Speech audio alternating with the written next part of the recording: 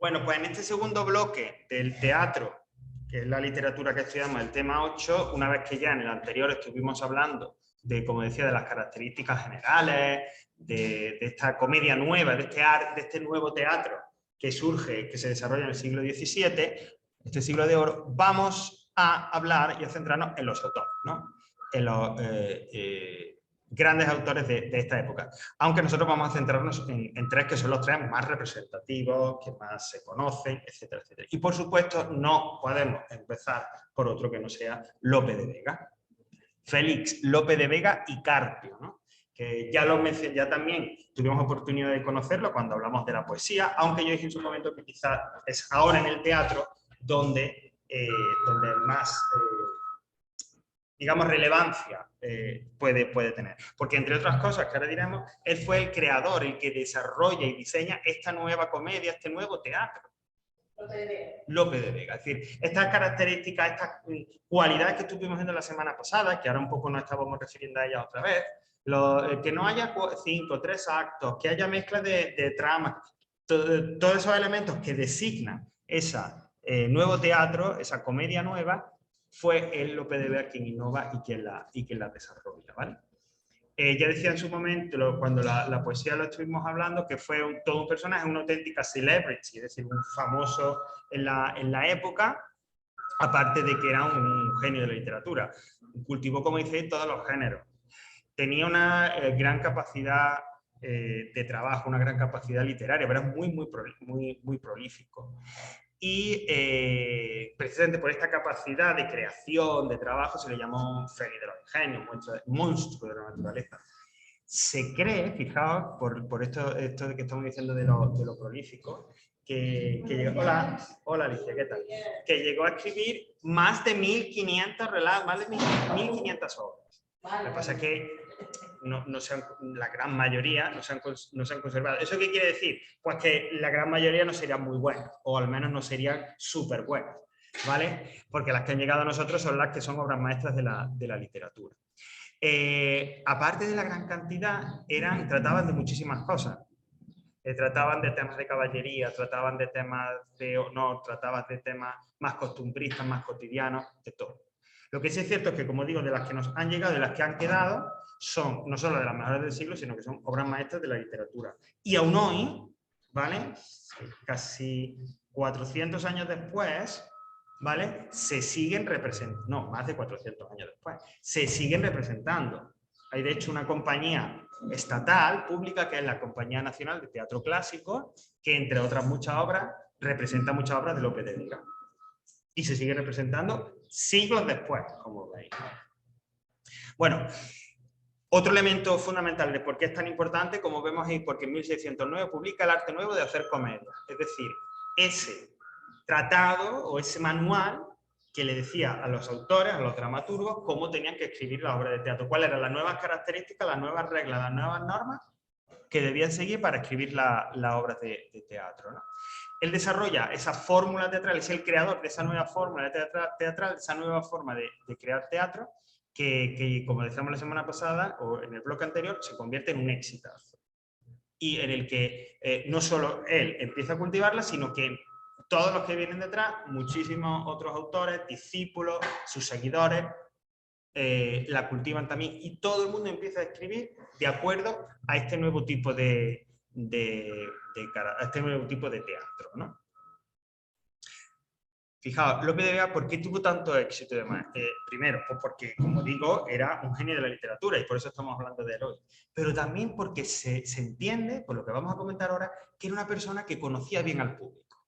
Mirad, para que algo tenga éxito a nivel popular, independientemente, incluso, vamos a decir, más importante a veces de que sea mejor o peor, que tenga una calidad muy buena o muy mala, es que quien escriba eso, o quien haga una película, o quien monte una obra de teatro, insisto, y quiera que tenga éxito, tiene que conocer a la gente, tiene que saber qué le gusta a la gente.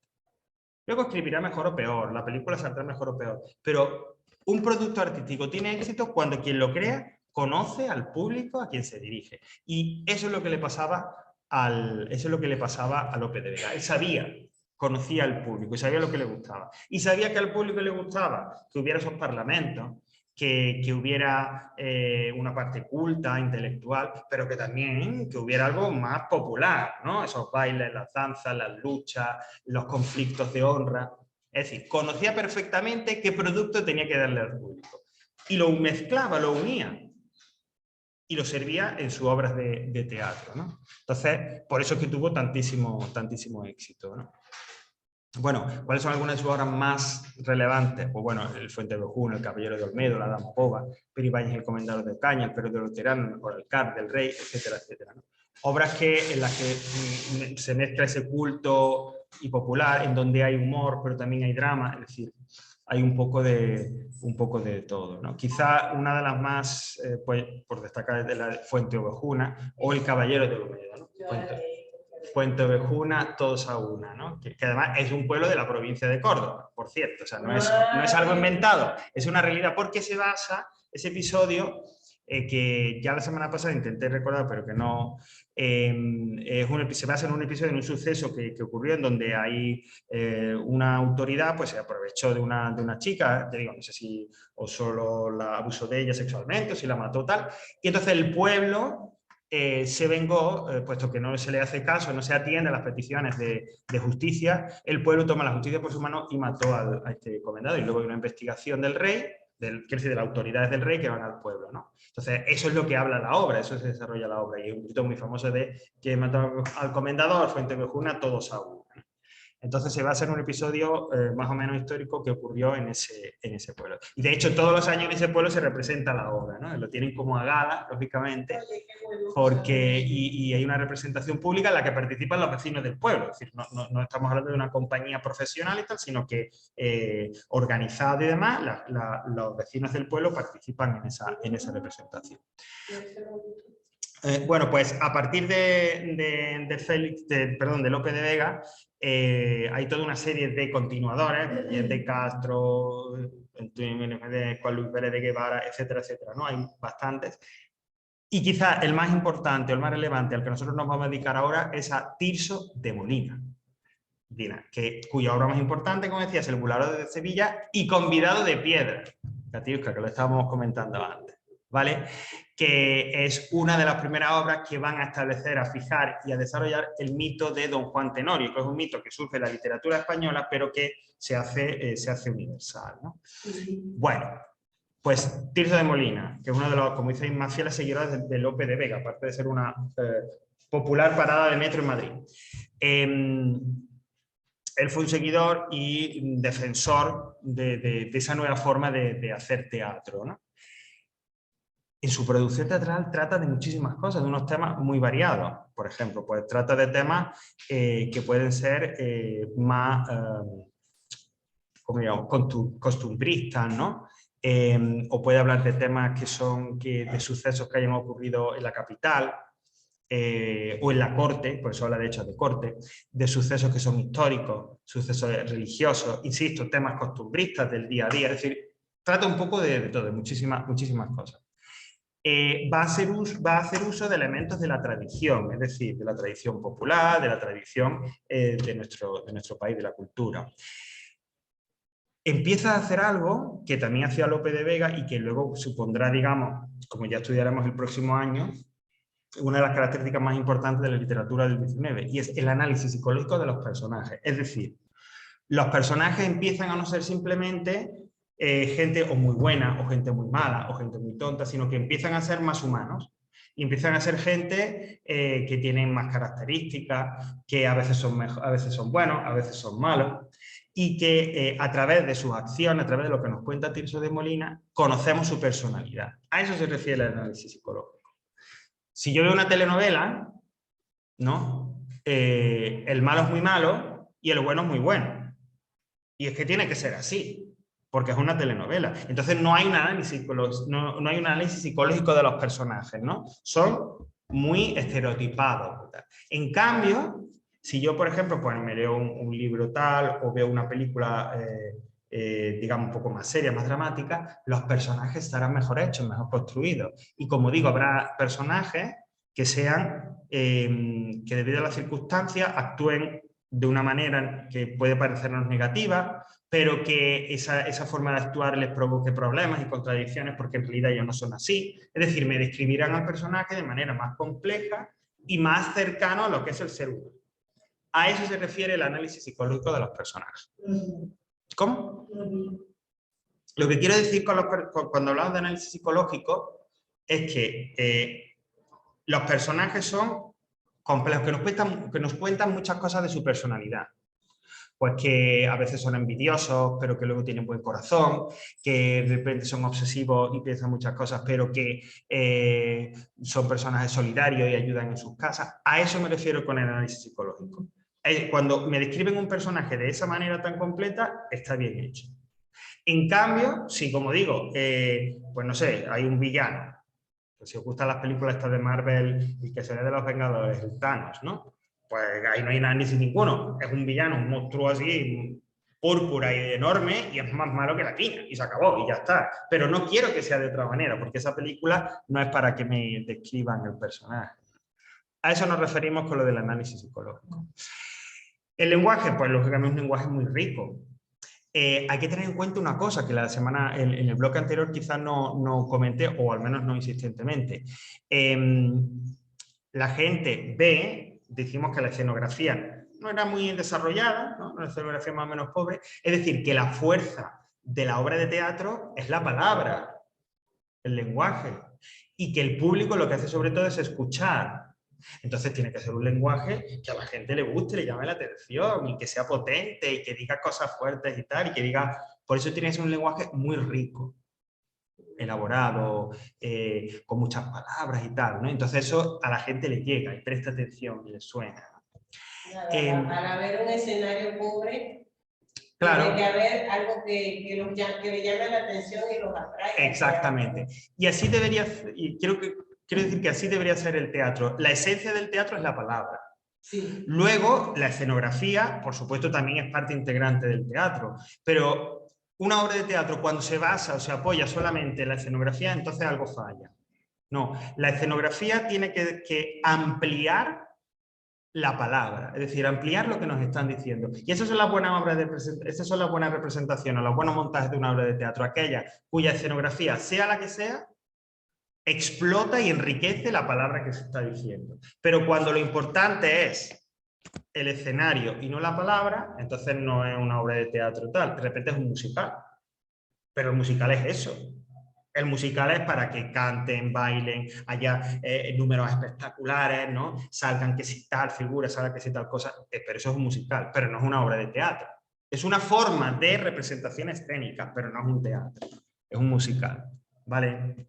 Bueno, hay personajes cómicos también. En el bloque anterior decíamos, entre las características de la comedia nueva es que hay una mezcla de historias. Normalmente suele haber como dos historias en una misma obra de teatro.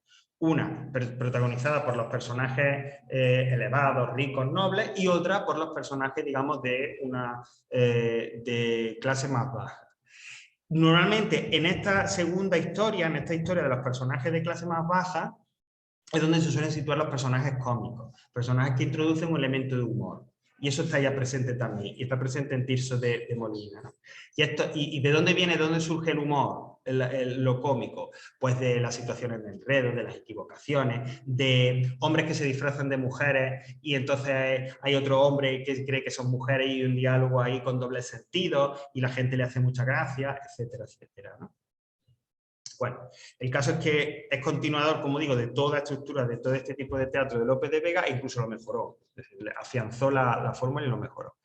Bueno, ¿cuáles son sus obras así más conocidas, más importantes? Bueno, pues La venganza de Tamar, que es un drama bíblico, como dice la trilogía de los Pizarros, o de los Pizarros, que es un drama histórico, Don Gil de las calzas verdes, que es una comedia, quizás la más conocida suya, de una comedia de enredo. Era muy común, como digo, en el teatro de la época, igual ocurre en el teatro inglés, que los enredos vinieran de esas confusiones, ¿no? La confusión de género, confusión de identidades, etcétera, etcétera. Y, por supuesto, la que quizá por la cual estamos hablando hoy de él, que es El burlador de Sevilla y El convidado de piedra. De 1630, eso está mal, no 1500, 1630. Bueno, es de las primeras versiones, de las primeras apariciones de don Juan Tenorio en el teatro. La otra gran aparición de don Juan Tenorio en el teatro español será en el siglo XIX, con Zorrilla, ¿no? Y don Juan Tenorio, pero eso ya lo estudiaremos el próximo año. Bueno, don Juan Tenorio se ha convertido, como digo, en un personaje que ha trascendido la literatura española, y se ha convertido en un personaje, en un mito universal, que representa, yo estaba diciendo antes aquí, que hablando con Catiufa, que es pues como el sinvergüenza. Y ahí el don Juan. Eres un don Juan, porque es un sinvergüenza. Es decir, es como el libertino, el que bueno, va detrás de todo y de todas. Pero claro, va detrás de todas con la intención que ya sabemos, para luego dejarlas y reírse de ellas. Es decir, es un personaje pues negativo, aunque no sea la imagen que podíais tener hasta ahora de don Juan Tenorio o don Juan, pero es un sinvergüenza con todas las letras, así, ¿no? Fijaos, les promete matrimonio, que mira, si te acuestas conmigo, porque eso es lo que quería, vamos plan plata, lo que quería era pasarlas por la... Uy, qué vulgaridad iba a decir. Lo que quería era acostarse con ella. Menos más que me he contenido a tiempo. Lo que quiere acostarse con ella, claro, pero ¿cómo acceden ellas a esa petición? Porque le dice, bueno, si te acuestas conmigo, luego me caso contigo. Claro, no, del casamiento ni tengo ni idea, ¿no? Y demás. Claro, es un personaje que dentro de un personaje, dentro de esa sociedad, pues que es, digamos, como está aparte, porque no sigue las reglas, no sigue las normas. Insisto, es como un sinvergüenza. Hay una advertencia constante de que en esta hora de que Dios te va a castigar, Dios te va a castigar. Y él siempre responde eso que dice, qué largo me lo fiáis. Es como que me da igual. ¿Qué me estás diciendo? Eso no va a pasar, ¿no? Hay un episodio concreto de la obra en el que intenta conquistar a Doña Ana. Doña Ana, que es la hija del comendador, ¿no? Lo consigue además, y en todo este proceso mata también al padre, que es el que comentaba, el que sale en esta, el que se habla de en el ejercicio obligatorio, que de hecho es un fragmento del Burlador de Sevilla, el que aparece en ese fragmento. Entonces, Catiusca me comentaba, ¿por qué se habla de este personaje como estatua? Por lo que vamos a decir ahora. Él mata al comendador, al padre de Doña Ana. Y lo que hace él, muy propio de don Juan, ¿no? en un toque ahí sobrenatural de la obra, como dice en un gesto chulesco, ¿no? Se acerca a la lápida de esa persona a la que ha matado y lo invita a cenar a su casa. Es decir, como que, oye, vente a cenar allí. Y eso es lo que pasará, que la estatua del comendador cobra vida, sale del mundo de los muertos, va a la casa de don Juan para aceptar esa invitación. El otro dice, jope, pues venga, siéntate aquí. Es decir, Juan, con esa actitud de desafío y de chulesca y tal, ¿no? Aceptará la invitación y lo que ocurre es que el comendador, esa estatua, lo que hace es cogerlo de la mano y arrastrarlo al infierno. Y se lleva a don Juan a los infiernos, como el castigo que se merecía. Claro, en esta época, 1630, ese personaje desafiante, chulo, sinvergüenza, pendenciero, no podía acabar de otra manera que yendo al infierno. Porque claro, era un personaje que no se podía tolerar en la sociedad, ¿vale? Y lo lleva de la mano. Por eso hablamos del convidado de piedra, es decir, el Burlador de Sevilla y el convidado de piedra. El convidado de piedra es la estatua. Claro. Y se lo lleva de la mano y a los infiernos, ¿no? Se lo llevará al infierno. Que leí eso, que no... Ya veremos, el año que viene, cuando veamos el Don Juan de Zorrilla, es diferente. La interpretación que se hace del Don Juan en ese momento, porque el siglo XIX es un momento de mucha de lucha social, etcétera, le dan otra interpretación diferente. Aquí tiene una interpretación moral. Don Juan es el sinvergüenza, usted no sea el sinvergüenza, porque al final te llevan a los infiernos. Actúe correctamente. Ese mito en el siglo XIX será diferente, tendrá, como digo, otra interpretación diferente, ¿vale? Bueno, y por último, el último autor que vamos a estudiar, que vamos a ver, es Calderón de la Barca, Pedro Calderón de la Barca, ¿vale? Es el último, como dice ahí, gran dramaturgo del siglo de oro. Nace al principio del XVII, en 1600, en una familia, pues, como decía, acomodada. Estudió en la universidad, fijaos, estudió en nada menos que la Universidad de Salamanca y de Alcalá y Salamanca, que eran como las Oxford y el Cambridge de España de la época, y quiero decir, hoy en día pues también son muy, muy importantes, ¿no? O sea, que tuvo una formación muy buena, una formación muy buena. Acorde también a un poco a algo que era costumbre en la época, a pesar de ser un hombre de letras, un hombre estudiado, participó también en la guerra y estuvo en diferentes campañas militares, ¿no? Pronto se puso a escribir teatro y el éxito de ese teatro, el éxito de su técnica teatral, ¿no? Llamó la atención desde el Palacio Real y se convierte en director del Teatro del Palacio durante el reinado de Felipe IV. Pero llega un momento, es decir, que todo lo que ya lo comentamos creo que con la poesía, todo lo que en la época tuviera relación, un cargo en la corte y demás, eso era, bueno, era como catapultarte en la escala social, es decir, te convertías en la élite.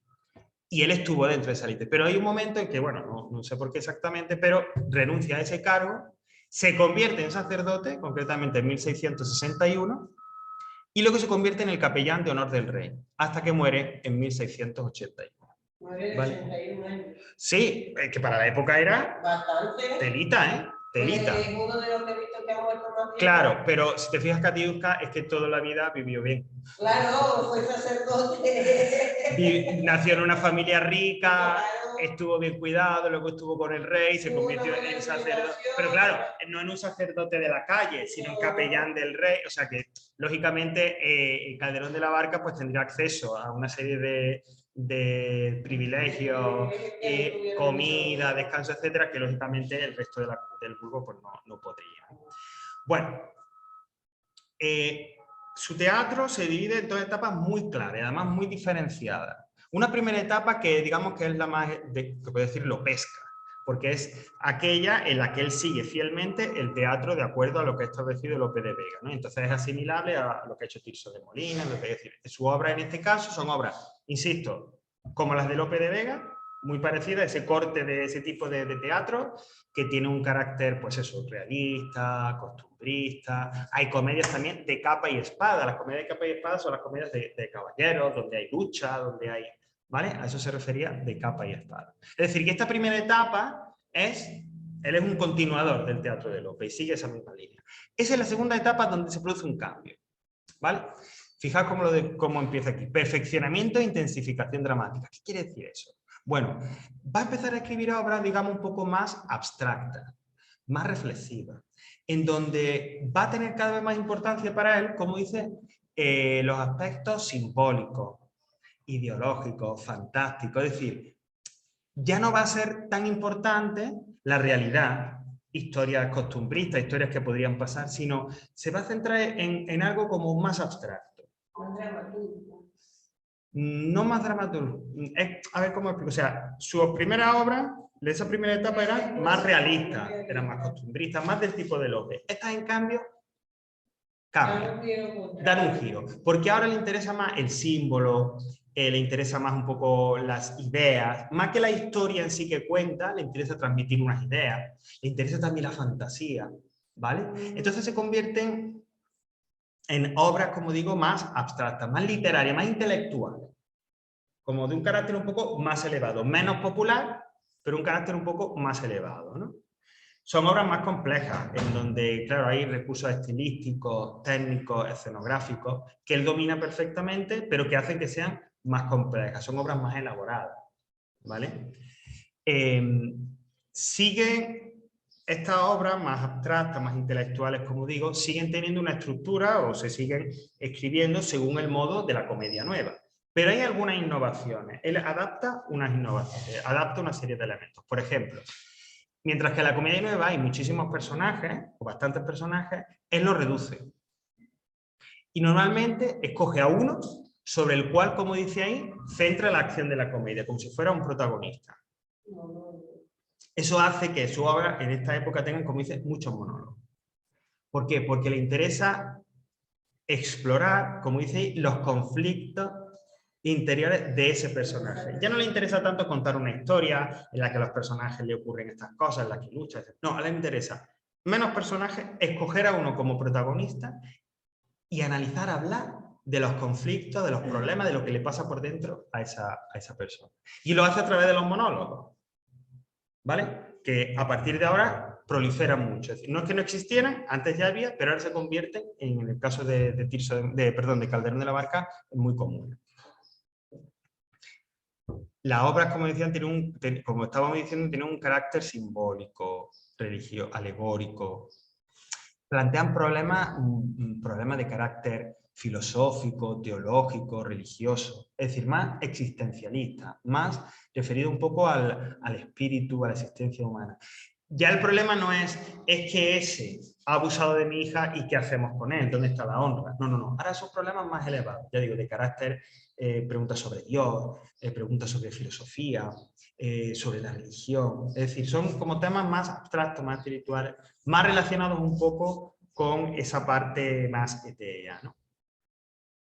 Ahora la obra de la que vamos a hablar un poco más adelante, la más importante suya, que es La vida sueño, cuyo protagonista es el príncipe Segismundo.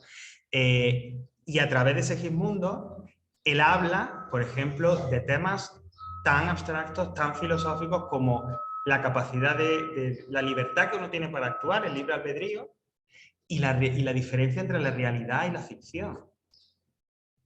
Es decir, ya no es una simple comedia de capa y espada, como decíamos, es algo más profundo, es algo más serio, en el sentido de que trata temas más elevados, que tiene un carácter más intelectual, más abstracto, de reflexión, de pensamiento filosófico.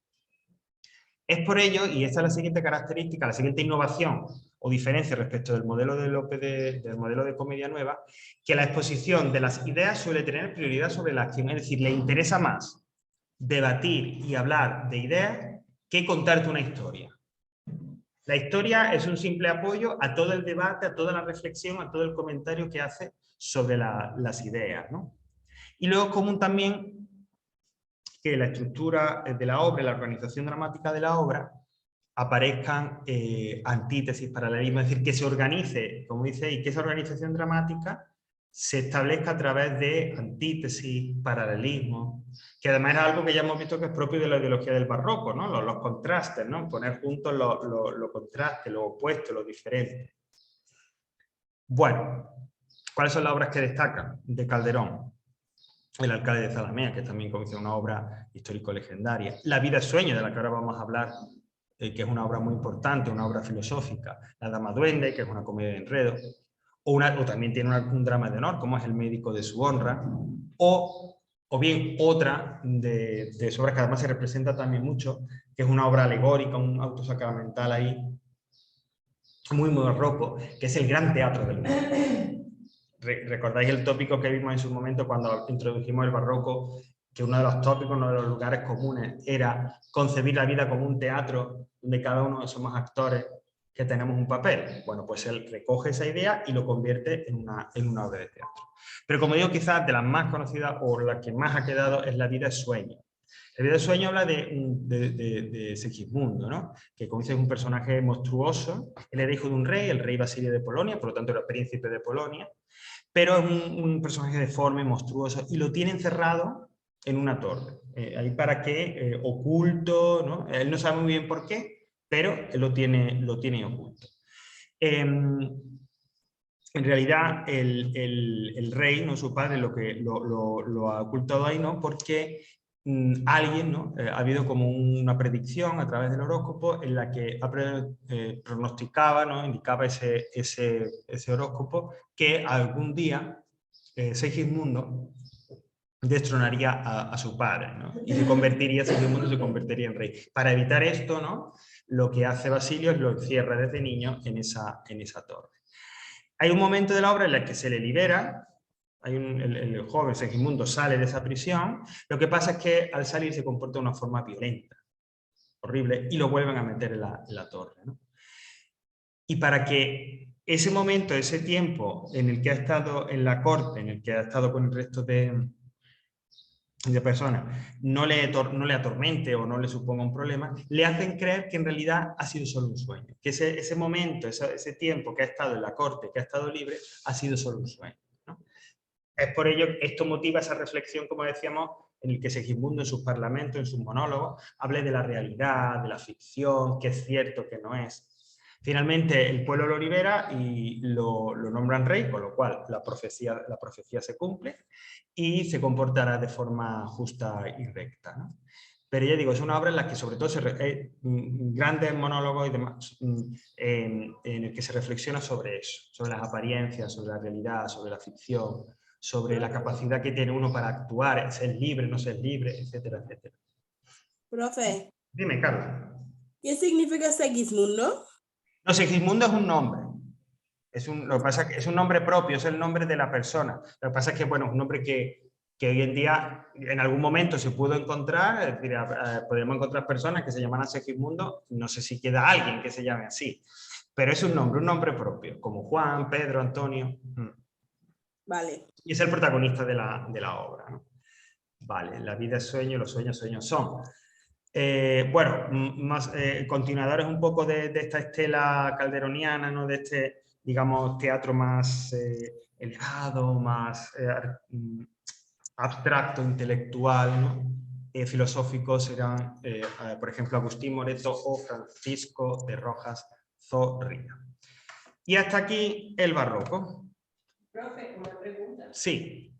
Yo me imagino que como son escritores tan importantes para la literatura, yo me imagino que usted los va a introducir en la evaluación. De la manera en la que más o menos yo siempre procuro, pero sí, alguno habrá. ¿Sí, verdad? Alguno habrá. Recordad, yo lo que no voy a preguntar es relación completa de obras de Calderón de la Barca. No. Porque yo te puedo decir La vida del sueño, La cabeza de la mía y tal, pero de repente las otras no tengo por qué acordar, ¿vale? Pero sí te puedo decir, aquí tienes, como digo siempre, este pequeño fragmento en donde de La vida del sueño, de Calderón de la Barca, donde Segismundo reflexiona sobre tal. Léelo. ¿Qué quiere decir Segismundo cuando en este verso dice esto? Pues que Segismundo es un nombre propio y es el nombre de la protagonista de la obra, ¿no? Ah, bueno, sí, no, pero quiere decir que Segismundo dice a lo mejor algo sobre la realidad, la ficción. Entonces, en esa frase o en esos dos versos, Segismundo lo que está expresando es que no sabe qué es cierto o qué es verdad y reflexiona sobre la realidad y sobre la ficción, que es uno de los temas de la obra. Chimpún. ¿Vale? O igual, ¿no? Yo te digo, aquí tienes un fragmento del Burlador de Sevilla de Tirso de Molina. En este fragmento, Don Juan está intentando seducir a una dama. ¿Qué te dice eso del carácter del personaje? Pues que Don Juan era un sinvergüenza que lo que intentaba era siempre engañar y abusar a las mujeres. Y así, ¿vale? Esas son las formas en las que es decir, ir un poco en el caso de que nos centremos en un autor concreto, de esa manera. Pero yo no te voy a pedir que me hables de relación, yo no te voy a pedir decir, ¿cuántas obras escribió Lope de Vega? Se cree, no, esas cosas no. ¿Vale? Siempre... ¿Qué tema entra en el examen? Porque somos muchos temas en literatura. Todo eso, ¿no? Carola, todo eso lo tienes en una carpeta, en el aula virtual, en la que pone plan para el fin de curso, examen de fin de curso. Ahí te lo explico todo, ¿vale? Los temas y todas esas cosas los tienes ahí, ¿vale? Bueno, pues dejamos aquí esto.